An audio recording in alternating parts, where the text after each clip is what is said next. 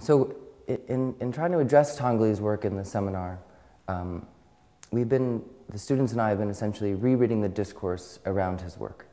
And in rereading the discourse around his work, we've been looking for fault lines or fissures or sort of cracks in order to sort of expose them and try to open them up even more.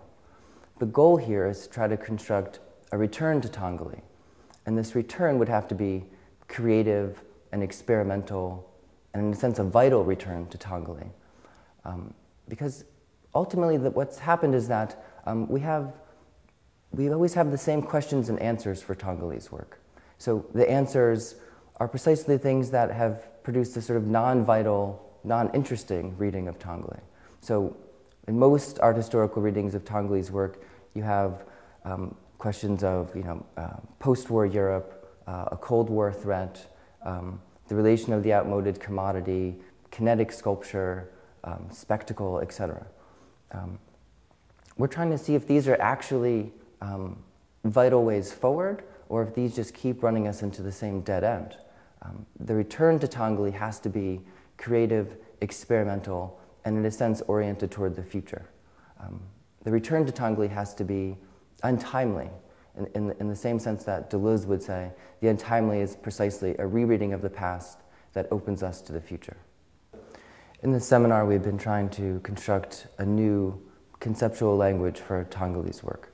So we've been trying to find new ways to approach the work and new ways to create alongside Tanguly's work. So in doing so, we noticed that his use of outmoded commodities and creating these assemblage sculptures that move intersected with several theoretical discourses. So one of which was Walter Benjamin's concept of the outmoded. So we've been looking at Benjamin's idea of the outmoded as it relates to his philosophy, and then trying to read it sort of in and through Tanguly's actual work, and seeing if there's convergences or differences between the two concepts and the artwork itself. In many ways, what's unique about the Métamatic initiative is the way in which we have both artists and art historians trying to construct this return to Tanguly.